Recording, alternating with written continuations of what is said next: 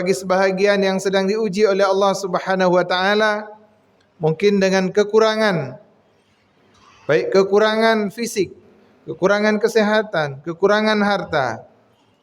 Mari juga kita bersyukur kepada Allah Subhanahu wa taala karena apapun yang Allah berikan kepada kita, apakah itu kelihatan di mata kita bahwa itu sebuah nikmat yang menyenangkan, ataukah itu sebuah ujian yang membutuhkan kesabaran, semua itu adalah baik bagi kita. Allah adalah super dokter, maha tahu apa kebutuhan kita, apa kebutuhan jasmani dan rohani kita, sehingga Allah lah yang mampu memberikan yang terbaik kepada kita.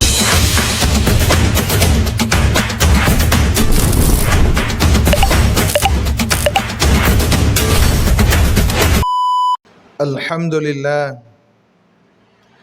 alhamdulillahi hamdan katsiran kama amar. Alladzi khalaqa asy-syamsa wal qamar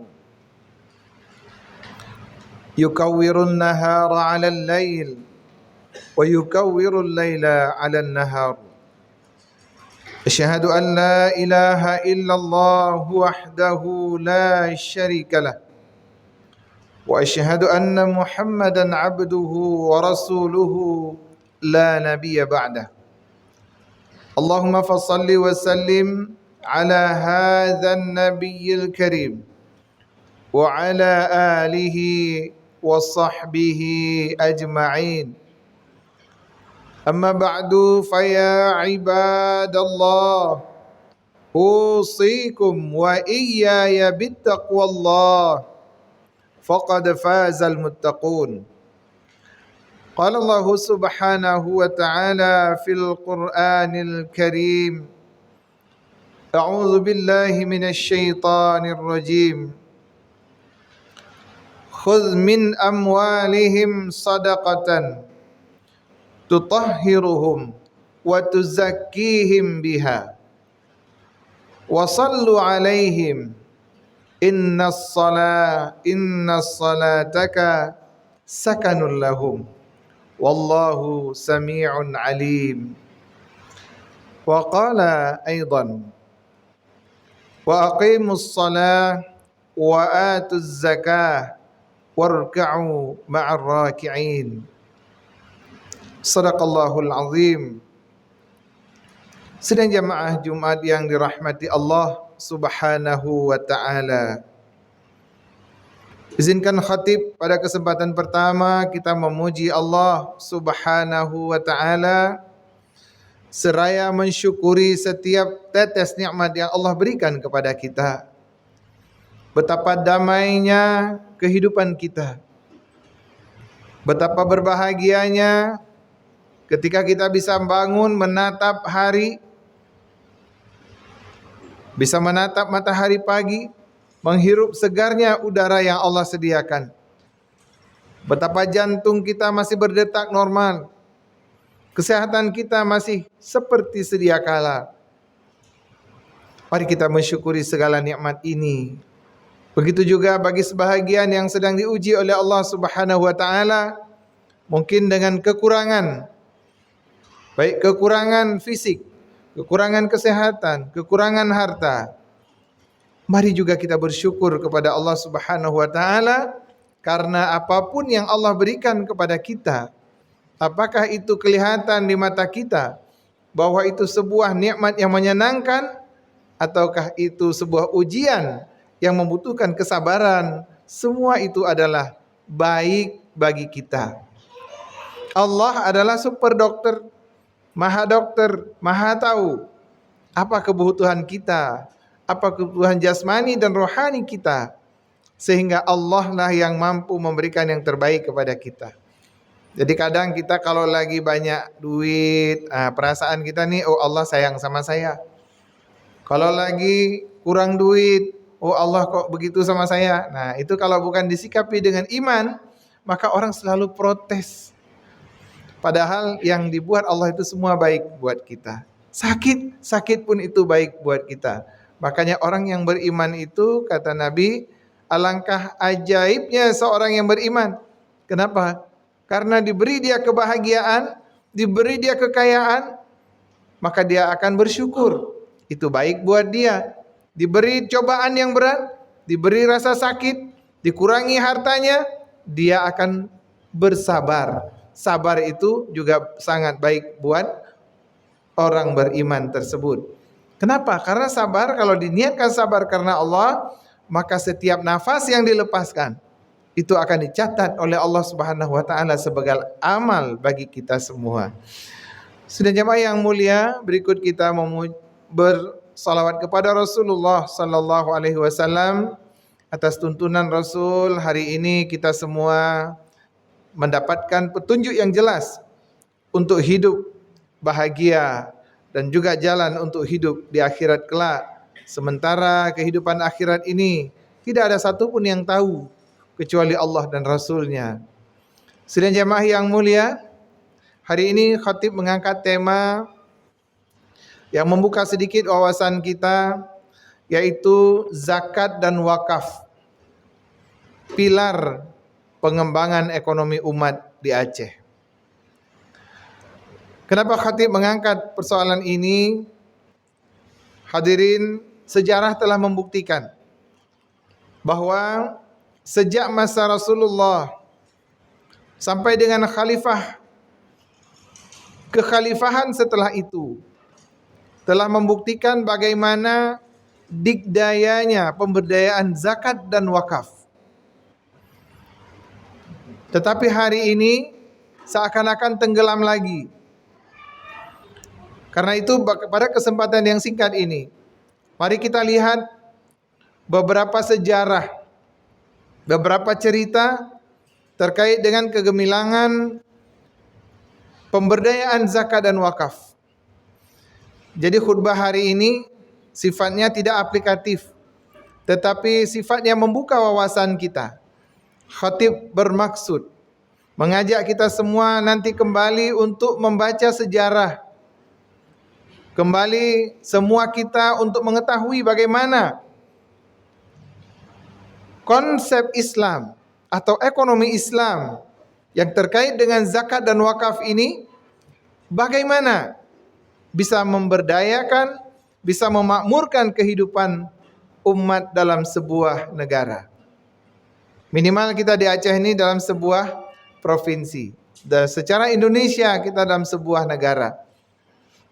Sidang jamaah yang mulia, melihat kegemilangan zakat itu pernah ditunjukkan oleh seorang khalifah yang bernama Umar bin Abdul Aziz. Khalifah Umar bin Abdul Aziz ini adalah merupakan kekhalifahan Bani Umayyah. Jadi yang pertama setelah Rasulullah itu sahabat. Setelah sahabat memimpin, maka kemudian khalifah-khalifah ini. Ada periode kekhalifahan Bani Umayyah. Setelah itu baru diganti dengan periode kekhalifahan Bani Abbasiyah. Nah, salah satu khalifah yang terkenal dan sukses itu adalah Khalifah Umar bin Abdul Aziz. Disebut-sebut beliau seperti kakeknya, yaitu Umar bin Khattab. Jadi Umar bin Abdul Aziz ini masih sehubungan darahnya dengan Umar bin Khattab. Dan kesuksesan beliau itu banyak melahirkan inovasi-inovasi terkait dengan penyaluran zakat. Kekuasaannya sangat luas. Kekuasaan beliau itu berpusat di Damaskus, Syria. Tetapi di Madinah ada gubernur, di Mekah ada gubernur, di Mesir ada gubernur, di Baghdad ada gubernur. Bayangkan tuh berapa negara nih sekarang nih. Baru itu kita sebutkannya berapa luas kekuasaannya. Tetapi hadirin yang berbahagia, sejarah mencatat Umar bin Abdul Aziz ini hanya memerintah 3 tahun. 717 Masehi sampai dengan 720 Masehi saja. Cuma 3 tahun memegang kekuasaan. Tetapi di usia 2,5 tahun kepemimpinan beliau, itu sudah menunjukkan hasil akhir dari sebuah perjuangan, bahwa beliau telah berhasil mengembangkan potensi zakat sebagai sumber ekonomi umat. Jadi suatu ketika mau dibayar zakat di negeri Syria. Nah, kalau sekarang apa ya? Di negeri Syria juga ya. Suriah. Ketika mau dibayar zakat, dibagi-bagikan zakat, maka semua menolak. Semua merasa sudah mampu, sehingga harus dilakukan. Pada saat itulah dibuat subsidi silang zakat atau subsidi silang antar daerah. Jadi pungut zakat di sini, bayar ke tempat lain. Padahal sesungguhnya prinsip daripada zakat, sidang jamaah yang mulia, dipungut di tempat ini dan juga dibagikan di tempat ini. Itu konsepnya seperti itu. Jadi kalau setiap tempat begitu memungut zakat di tempatnya dan menyalurkan juga di sekitarnya, kenapa? Karena masyarakat yang memungut zakat inilah yang paling tahu siapa orang-orang yang berhak mendapatkan zakat dalam wilayah kerjanya. Tetapi pada masa Umar bin Abdul Aziz, itu orang sudah pada menolak zakat. Nah, dalam kajian yang lain, apakah ini mereka sudah kaya semua? Mungkin bukan semuanya kaya, tetapi mereka semua sudah merasa cukup. Jadi sifat yang ditanamkan oleh Umar bin Abdul Aziz ini ternyata bukan hanya memberdayakan ekonomi secara kemakmuran lahiriah, tetapi beliau juga menanamkan sifat qanaah atau sifat cukup di dalam jiwa rakyatnya. Jadi bukan semata-mata kaya secara lahiriah, tetapi mereka adalah kaya juga secara batiniah. Sidang jamaah yang mulia, ini sangat penting kita sikapi dalam kehidupan kita. Karena banyak di antara kita mungkin banyak uang tapi merasa miskin. Betapa fenomena di negara kita lihat. Tingkat korupsi yang luar biasa. Kenapa ini terjadi?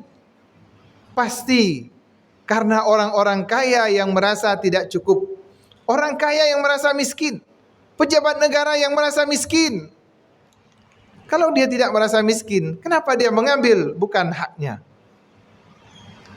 Nah, jadi pembangunan yang dilakukan, maka tidak semata-mata pembangunan lahiriah saja, tetapi harus diikuti dengan pembangunan batiniah. Sehingga rakyat itu bahagia, sejahtera secara fisiknya, tetapi bahagia juga secara batinnya. Itu yang berhasil diterapkan oleh Umar bin Abdul Aziz. Coba bayangkan dengan wilayah kekuasaan yang luar biasa dan beliau mampu menerapkan penerapan zakat secara berhasil dan apa istilahnya swasembada zakat lah. Jadi tidak lagi bisa dikatakan tidak lagi banyak penerima zakat di tempat tersebut. Sidang jamaah yang mulia, andaikan ini terjadi di negeri kita, di Aceh terutama, ini menjadi hal yang luar biasa tentunya. Sidang jamaah yang mulia, kemudian kita coba lihat yang kedua, wakaf. Wakaf juga ditunjukkan oleh beberapa sahabat yang wakafnya masih ada sampai hari ini. Umar bin Khattab. Jadi pertama wakaf itu dasarnya hadis, salah satu adalah hadis dari Umar bin Khattab, Ibnu Umar ya. Anaknya Umar bin Khattab menceritakan bahwa suatu hari Umar bin Khattab bertemu Rasulullah sallallahu alaihi wasallam melaporkan, "Ya Rasulullah, saya mendapatkan sebidang tanah di Khaybar yang sangat bagus. Belum pernah saya dapatkan tanah sebagus itu sebelumnya." Bayangkan sidang jamaah sekalian, seorang yang ingin mewakafkan hartanya itu datang ke Nabi bilang, tanah yang terbaik. Belum pernah beliau dapatkan tanah seperti itu. Makanya Umar menyatakan kepada Nabi, pendapat engkau ya Rasulullah, apa yang harus saya lakukan dengan tanah ini? Kata Nabi, kalau kamu mau wakafkan atau tahan aslinya, asetnya itu, bagikan atau sedekahkan hasilnya. Itu salah satu menjadi sumber dasar hukum terkait dengan pengelolaan wakaf. Kemudian diikuti oleh sahabat-sahabat berikutnya. Khalifah Utsman bin Affan. Pada waktu itu terjadi paceklik kekurangan air di kota Madinah. Jadi hanya satu-satunya sumur yang cukup banyak menghasilkan air adalah sumur Yahudi. Akhirnya Yahudi ini panen. Panen besar dia. Dia jual air kepada kaum muslimin. Siapapun mengambil air di sumur dia, dia jual. Utsman bin Affan dengan cerdasnya meminta untuk membeli sumur itu, tapi tidak dikasih. Karena itu merupakan sumber pendapatannya, sumber kekayaan Yahudi tersebut. Apa yang dilakukan Utsman? Dengan menggunakan taktik, beliau mengatakan, kalau engkau tidak mau jual satu sumur ini, maka aku beli setengah, boleh? Harganya 35.000 dirham. Besar itu. Yahudi ini terfikir, oh kalau setengah bolehlah. Dengan syarat nanti kita pakai sehari selang. Kamu pakai hari ini, saya pakai besok. Lusanya kamu pakai, lusa rayanya aku yang pakai, kan gitu kata Utsman bin Affan. Ternyata ketika hari giliran Utsman, maka Utsman menggratiskan, mewakafkan kepada kaum muslimin. Apa yang terjadi akhirnya? Pada hari giliran Yahudi, tidak ada lagi yang datang mengambil air. Karena sudah ada air diambil pada hari giliran Utsman. Jadi hari ini nggak usah ambil air, nggak usah kita beli air. Ngapain kita beli? Besok kita tunggu aja, kita ambil jatah Utsman. Ya udah, besok datang kaum muslimin berbondong-bondong ngambil air. Akhirnya si Yahudi bangkrut. Dia tidak lagi mendapatkan penghasilannya. Dan akhirnya dia jual seluruh sumurnya kepada Utsman bin Affan. Betapa hebatnya. Kemudian Utsman bin Affan mewakafkan sumur itu kepada kaum muslimin. Itulah contoh-contoh sumber harta wakaf yang kemudian merupakan harta terbaik yang paling banyak manfaatnya diwakafkan kepada umat. Sidang jamaah yang mulia, kemudian Utsman juga mewakafkan kebun kurma. Sebuah kebun kurma besar di depan Masjid Nabawi. Sekarang mungkin sudah jadi hotel-hotel semuanya. Dan kebun kurma itu ditumbuhi oleh kurma yang sangat bagus, sangat enak, kualitasnya bagus. Itu pula diwakafkan oleh Utsman bin Affan kepada umat Islam. Dan kita dengar-dengar bahwa sampai saat ini Utsman bin Affan masih punya wakafnya. Bahkan masih punya tabungan atas nama mungkin yayasan ya. Wakafnya Utsman bin Affan di kota Madinah, dan hotel juga ada hotel Utsman bin Affan. Orang Aceh tidak asing dengan konsep wakaf ini. Bukankah kita sudah bertahun-tahun menikmati bagi hasil dari wakaf yang dikelola oleh nazir wakaf di Arab Saudi saat ini, yaitu milik Habib Buga Al-Asy.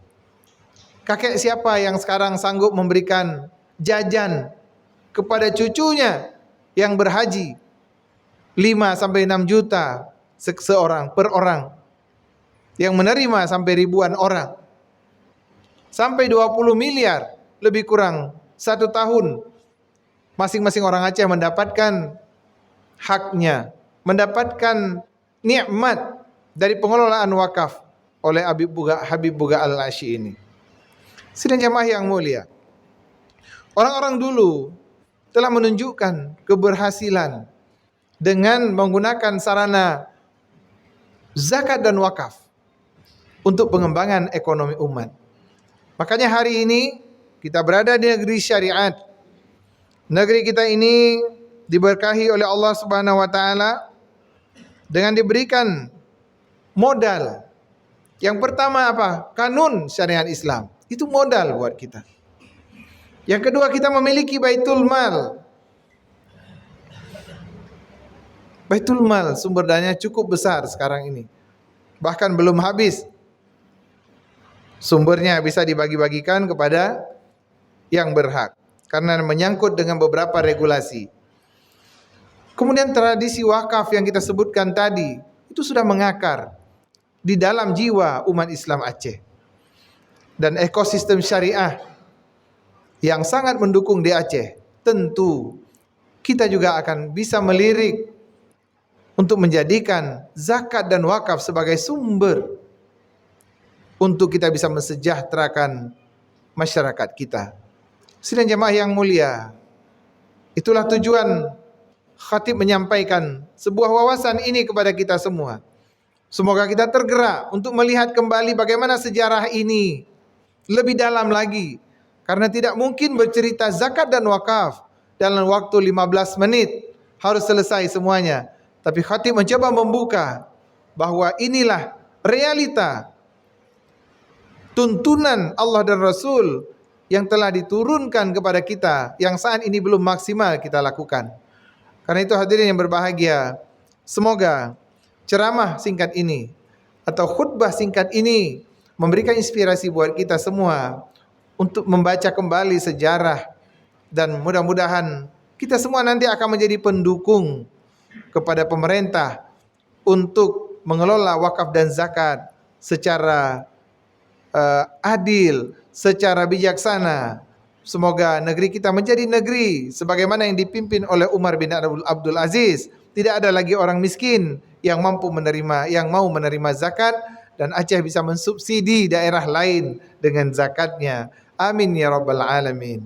Barakallahu li wa lakum fil Qur'anil azim wa naf'ani wa iyyakum bima fihi minal ayati wadh-dhikril hakim wa taqabbala minni wa minkum tilawatahu innahu huwal ghafurur rahim.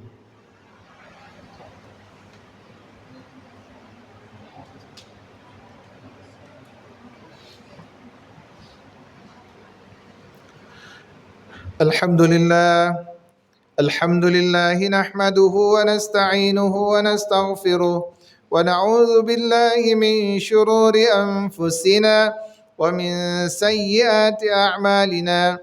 Man yahdihillahu fala mudilla lahu wa man yudlil fala hadiya lahu. Asyhadu an la ilaha illallah wahdahu la syarika lahu wa asyhadu anna Muhammadan abduhu wa rasuluhu la nabiyya ba'dah. Allahumma fassalli wa sallim ala hadha an-nabiyil karim wa ala alihi wa sahbihi ajma'in. Amma ba'du fa ya ibadallah ittaqullaha haqqa tuqatih wa la tamutunna illa wa antum muslimun. قال الله سبحانه وتعالى في القرآن الكريم أعوذ بالله من الشيطان الرجيم بسم الله الرحمن الرحيم والعصر إن الإنسان لفي خسر إلا الذين آمنوا وعملوا الصالحات وتواصوا بالحق وتواصوا بالصبر إن الله وملائكته يصلون على النبي يا أيها الذين آمنوا صلوا عليه وسلموا تسليما اللهم صل على محمد وعلى آل محمد كما صليت على إبراهيم وعلى آل إبراهيم في العالمين إنك حميد مجيد اللهم اغفر للمؤمنين والمؤمنات والمسلمين والمسلمات الأحياء منهم والأموات برحمتك يا أرحم الراحمين. ربنا ظلمنا أنفسنا وإن لم تغفر لنا وترحمنا لنكونن من الخاسرين. ربنا آتنا في الدنيا حسنة وفي الآخرة حسنة وقنا عذاب النار. عباد الله Innallaha ya'muru bil adli wal ihsan wa ita'i dzil qurba wa yanha 'anil fahsya'i wal munkari wal baghi ya'idzukum la'allakum tadhakkarun. Fadhkurullahal 'azima yadhkurkum was'aluhu min fadlihi yu'tikum wa la dzikrullahi akbar.